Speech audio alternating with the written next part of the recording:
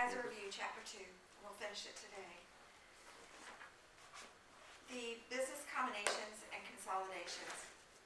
We know what definition of a statutory merger, only one company ceases to exist. Statutory consolidation, both companies cease to exist and the third company buys them both. Then what we have is a simulated consolidation or merger, and that's what we're doing with the worksheet. We went through a lot of definitions. I won't go through them again because I've already reviewed them once. And so the method that is in effect right now, 2014, is the acquisition method. So all new mergers, acquisitions have to be accounted for under the acquisition method. But there are still, and we will go over a little bit on the purchase method and the pooling of interest method today as we finish up the chapter, just because there are still mergers and acquisitions that are accounted for under those methods because they were in existence and were in effect during the time those mergers and acquisitions happened, past tense. Okay, and so we use fair market value. Direct combination costs are expense, debit expense, credit cash. Indirect debit APIC. If there is APIC, if not, we go to retained earnings.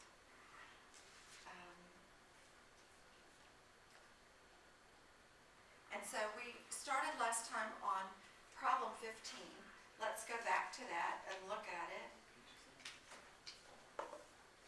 Problem 15, because it was a four-problem problem.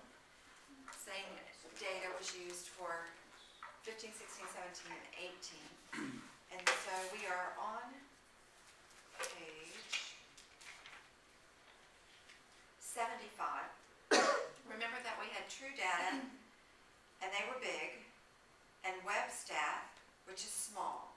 This was a stock acquisition, $5 par value, $40 fair value. It was 10,000 shares. And so last time we did, because they tell us these are it says WebStat's pre-combination, before the combination, book and fair values were shown below, along with book values for True Data's account. So I want to remind you that, and this was done mid-year, July 1st. The journal entry that True Data did was debit investment in WebStat.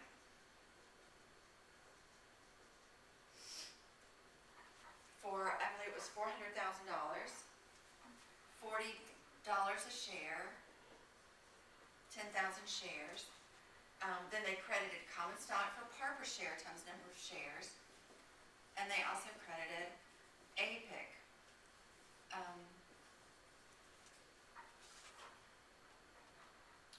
I don't believe there were any costs. So we didn't have a debit to anything, expense credit cash, or APIC credit cash. And, okay, so we know that True Data's accounts have been changed for these three accounts. So we take what's given on page 75 and we change those three accounts by these numbers. We add the investment account and we change common stock and APIC. Okay, so we said, and then we did the DDES, and you have that right here on the screen. 400,000 minus 300,000 was an excess determined to be $100,000. We had several specifically identifiable reasons for that. Inventory was undervalued by $30,000. The patent was not recorded, $20,000. The land was undervalued by $25,000. Or at least the patents were undervalued by $20,000, sorry. The land was undervalued by $25,000. Long-term liabilities were overvalued, and so since liabilities are the opposite of assets, and it was an overvalue, that's a double negative, so it's a positive as well, okay? So far so good. And so we determined our goodwill to be $15,000, and that was answer B, boy, on number 15. That's where we were when we left here on Tuesday. So number 16, on its acquisition date consolidated balance sheet, what amount should they report as patents? If you need a formula, that would be the parent's book plus the subsidiary's book plus the undervaluation. And so, and we will find in chapter 3 that subsequent to date of evaluation, we do have to account for the amortization of that under valuation. But on date of acquisition, it's just parent book, 230, when you look at your information in your book. Webstat book, 180, plus the undervaluation, 20. Or you could just take the 230 plus the 200. On date of acquisition, it's a little easier. But we get used to, as we're doing these, because we only have one time we do date of acquisition. From that point on, we're going to have to use a different formula. So I'm used to using 230 plus 180 plus 20. And the answer is D-Dog, $430,000. True Data has not been purchased. It's book value for them. Webstat has been purchased. It's fair market value on the date of acquisition for them. Any questions about 16 then? D-Dog. Number 17, what amount should they report as common stock? Well, you know now that the S entry is subsidiary stock is going to eliminate the common stock of Webstat. So it's just going to be the parent, but this journal entry changed that amount. So it is just the parents, but it is the 300 here plus the 50,000, which would change it. So the answer is C, cat. Does that make sense? All right, number 18. On its acquisition date consolidated balance sheet, what amount should True Data report as retained earnings as of July 1st? And it's only the parent, because again, in the S entry, we eliminate the subsidiaries. And so it's retained earnings of the parent, but this is mid-year. So we're going to take the beginning of the year retained earnings, 130, add the revenues of 250, and subtract the expenses of 70. Okay, because we haven't closed. If we were to close today, we would close revenues, expenses, and any dividends, which we don't have. So it would be the 130 beginning of the year, plus the 250 revenues that haven't been closed, minus the expenses of 170 that haven't been closed, and the answer is 210. Eric. Why does the revenues and how come it's like and retained earnings are all like negative? They're not, they're credits. The brackets mean credits here. I know. And the book sometimes does them as positives if they're like they should be, but they've done it credits so that you could flip that column and see that it flips to 0. Debits do equal credits. And it's all accounts. That's why they did it that way. I kind of like it that way because as you put it on the worksheet, it's easier for me doing credits as brackets and debits as no brackets. Any questions so far? All right, so the answer is 210,000, which was, I don't remember what the letter was, B boy. Let's go to 19, then we're going to go to 23. There are a lot of them that I want to do today. I'm going to talk about the purchase method, the pooling of interest method, and then we're just going to crank out some numbers. That's all we're going to do to finish today, is more problems. So number 19, Prycal Company merges with Interbuy and acquires several different categories of intangible assets. And they give you a list of them. And it says, describe the criteria for determining whether an intangible asset acquired in a business combination should be separately recognized apart from goodwill. And then for each of them, identify which recognition criteria is appropriate. So I'm just going to read to you the answer, but I did want to at least talk about this because some of the problems that you have for homework or for your test may be different than the intangible assets that we've had so far. So this is a nice comprehensive problem for intangibles. So it says an intangible asset acquired in a business combination, number 19, is recognized as an asset apart from goodwill if it arises from contractual or other legal rights, regardless of whether or not those rights are transferable or separate from the acquired enterprise or from other rights and obligations. So if it arises from contractual or legal rights, then we do account for it. If it does not arise from the contractual, it shall be recognized as an asset apart only if it is separable. So all separable are accounted for, and all contractual, whether separable or not, are accounted for. Anything else, non-contractual, non-separable, is part of goodwill. Because you can actually sell a patent. You can sell a copyright. Okay, But there's certain things you cannot. If it's not separable, separable means you could sell it by itself. It is distinctly separate. Okay? An intangible asset that cannot be sold, transferred, licensed, rented, or exchanged individually is considered separable if it can be sold, transferred, licensed, rented, or exchanged with a related contract, asset, or liability. So the ones that in Part B it says which ones are have separability, legal, contractual, may or may not apply in recognizing the intangible on the acquiring firm's financial statements. So it says trademarks usually meet both separability and legal contractual criteria. So that would be one of your DDES identifiable things, a trademark. Customer list, it usually is separable. Copyrights usually meets both separability and legal contractual criteria. Agreements to receive royalties on leased intellectual property usually do meet the legal criterion. An unpatented technology may meet it if it's capable of being sold. So that's just some information for you to know whether or not to include them in the DDES. Okay, so let's go backwards. I'm going back to the outline. We're going to the appendix. I just want to introduce you to the ideas of the purchase method. The purchase method was for fiscal years beginning after December 15, 2008. It was distinguished by three characteristics. One was clearly the buyer, and one was then clearly the seller. I mean, the bought, the acquired. A bargain exchange took place. We will give you this much cash and or this many shares of stock or some combination therein. And there was a historical cost figure, so we could easily get on the top of our DDES what was paid. The acquisition price, the purchase price. For that particular method, Part B, the assets and liabilities were at fair market value for the ones that were acquired. Well, so far all we've talked about is acquiring 100%. And it's not until Chapter 4 that you have non-controlling interest or minority interest. But what we did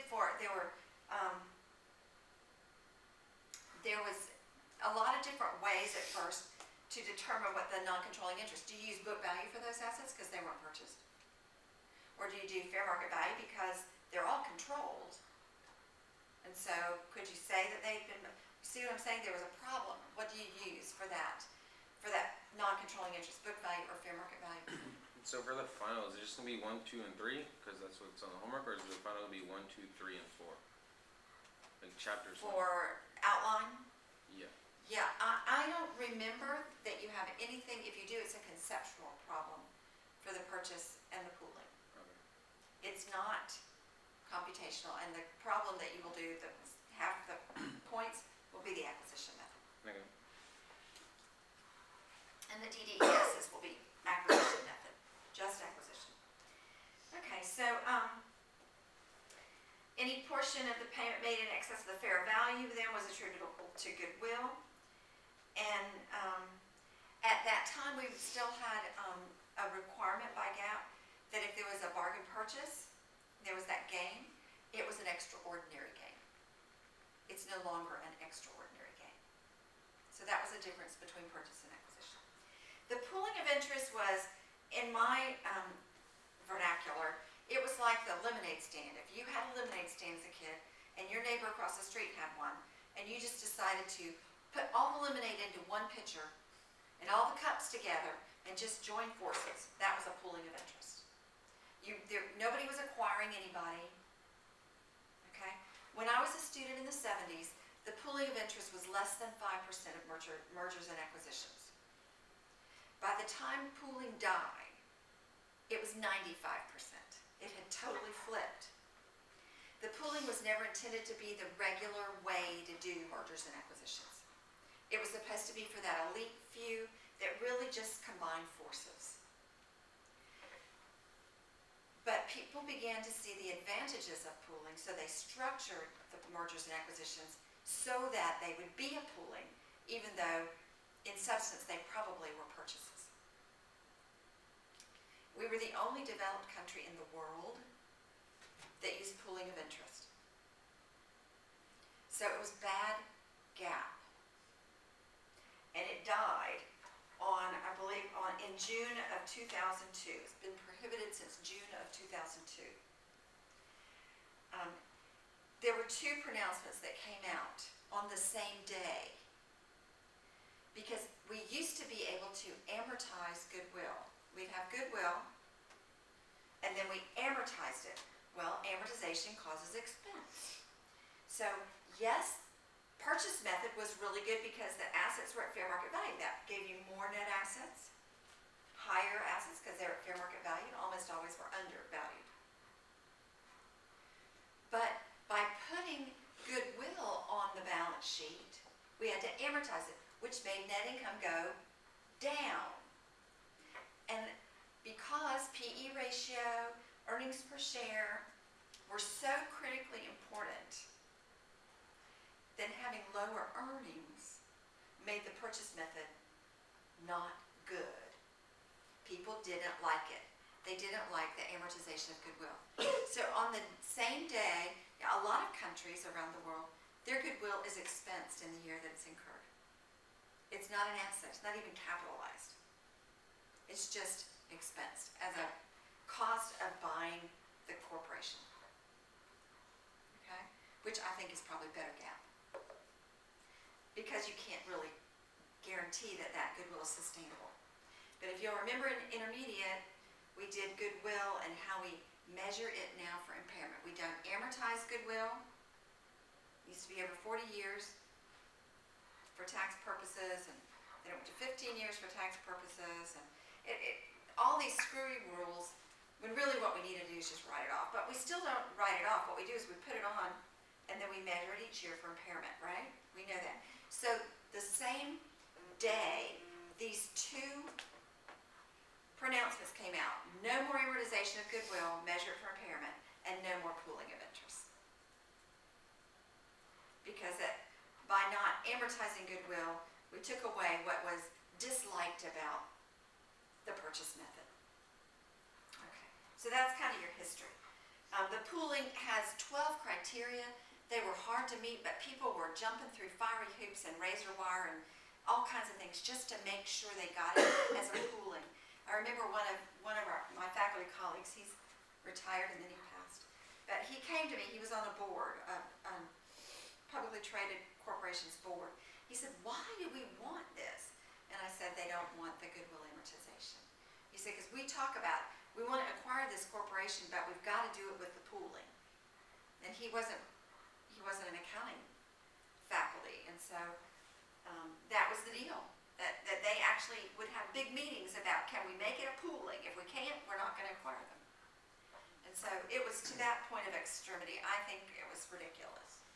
But that's just me. Okay, so a pooling was formed by just shaking hands, putting lemonade together. We're just going to join forces. That's all. Neither party was seen as the acquiring company. Baloney, Okay. Precise cost figures were not able to be determined because all you did was just join forces. And the transactions affected stockholders because it had to be stock for stock. You had to be giving your stock, and you had to at least be exchanging your stock for at least 90% of theirs. There couldn't be more than a 10% minority interest, and most of that had been purchased before. So it was stock for stock. You used book value. You did not have a DDES. Everything stayed at book value. There was no goodwill ever. What happens if it was like a public company though? So like, say like, say some big company, like, I don't know, had like a lot more stock, or like, say like they bought a little company that was still on like the stock market or something like that, right? What if they came together pooling, right? So for one would have one stock of the other one, and they'd come together. How would the value of stock change, or would it just stay the same? Like, well, your stock. No, a lot of times it did, and so the contingent consideration was always real important there. What are we going to do a year from now if this corporation that we bought, wink, wink, nod, nod, what if that particular corporation is not having the earnings? So contingent consideration was big there. So would it still be worth They'd give what them they more bought? stock. They'd give them more stock, or they'd have a block of stock that wouldn't be transferred unless and until were sustained and that kind of thing. Because it did affect the stock prices on both corporations. Anyway, the pooling, because of the nature of it, there was no acquisition price, there was no DDES, there was no goodwill. All they had was an S. I told you that we're going to have SEDEP, SAIDEP. They could not have an A because that's allocations from the DDES. Well, there wasn't one. They couldn't have an E, which is the expenses of amortization from the DDES, because there wasn't one. So they had an S, an I, and a D, and a P at the very most. So it was a much easier consolidation. What was kind of weird was the first journal entry, which didn't look anything like this. And we don't need to do that because I'm not going to ask you to operationalize that. But the hardest thing about a pooling was the parents. Of course, there wasn't a parent, right? But the acquiring corporation's journal entry to account for the investment in stock. It was really weird, but you don't have to worry about that. The book values were simply brought together, so there were very few consolidation entries. It was just a matter of removing the investment, removing the stockholders' equity section, and removing the income and the dividends for the year. There was very little else that was done on a pooling. And that's about as much as I want to go over with pooling for you. So we're going to go back and do more problems. So pulling, like there was, no one was paid, it was just like they came together? It was stock for stock. Okay. So there was consideration transfer, but it was stock. Okay. One company would give their stock to them, and they would give their stock. So it was just stock for stock. Okay? And pretty much it was 100%, because one of the 12 criteria was at least 90% of the voting stock. So most of the time it was 100%. Okay, so it didn't really happen like it was supposed to happen. Let's go to number 23.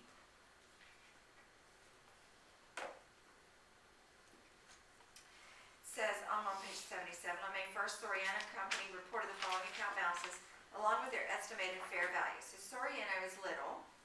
On that day, Zambrano, which is big, and you could write that, okay, paid cash, so this was cash, to acquire all of the assets and liabilities of Soriano, which will cease to exist. So this is not a simulated consolidation. This is no worksheet. This is, okay, this is a permanent deal. To facilitate the merger, Zambrano also paid $100,000 to an investment banking firm, okay, which was a direct cost, debit, expense, credit, cash. The following information is available. There's an extra $70,000. There's your contingent consideration. Only if they meet certain revenue goals for the next 2 years. They estimate the present value of the probability of that to be $35,000. So we would multiply that by the probability and the present value for n equals 2 years. I equals some interest rate, but they've already done it for you. You get $35,000. They also have a research and development project in process with an appraised value of $200,000. However, the project hasn't yet reached technological feasibility, so they haven't recorded it, okay? But that is an asset, perhaps. Prepare the journal entries to record the acquisition. Assume the initial cash payment to the former owners was $700,000, and then assuming it was $800,000. So the easiest thing is to do DDESs. What I think I will do is let you write this down. The first one, you got your $700,000. The contingent liability is $35,000, so that we consider the consideration transfer to be the sum of the two. $735,000 you add. Okay. The fair value of the net assets acquired. Yes, we could take the book value off, and then we could take off the individual, the specifically identifiable over and undervalued assets and liabilities. But they're just doing it the easy way out, taking off the fair value, gives us a gain on bargain purchase. This was a bargain. Okay? And they did that because all they're asking for is a permanent, it's a permanent consolidation. We don't need to do the A entry. We don't need to do the E entry because we don't have a consolidation worksheet. There's no need in having to do that. Could we do that? Yes. Eric? Where did they get the fair value of the net assets acquired? The right column, Yeah, 1345 minus the liabilities. okay, Net assets equals book value equals, okay? But if it's at the fair market value, then that's the fair market value of the net assets. okay. Okay? So 1345 minus 160 minus 635. And so they record all of the assets and liabilities at their fair market value. That's the first 1, 2, 3, 4, 5, 6, 7 lines. The cash that was paid, 700,000. That contingent liability, 35,000, if and only if we have to pay that, right? And then finally, the gain. There was a gain. It's a gain, not an extraordinary gain. I'm going to keep going for 800,000 because I want to go and make a shell for you so we can do a worksheet. So the second one is, what if it's 800,000? Well, then of course it's not going to be a bargain purchase. Now we have goodwill, right? If they pay 100,000 more, then there's the 85 goodwill plus the 15 gain. There's your 100,000 more, right? So it looks the same except that the top number, cash paid, is 800,000. And everything looks the same here with two exceptions. Instead of a credit to gain, we have a debit to goodwill. There's a $100,000 shift. And then the credit to cash is 800,000. Either way, you have the expense of 100,000 in credit cash. I told you about that. That was a direct cost. The only thing that's an indirect cost is stock issuance costs. If it had been that, the debit there would be 8 BIC. So Eric, if you will cut me off right here, I'm going to go make a shell while you all do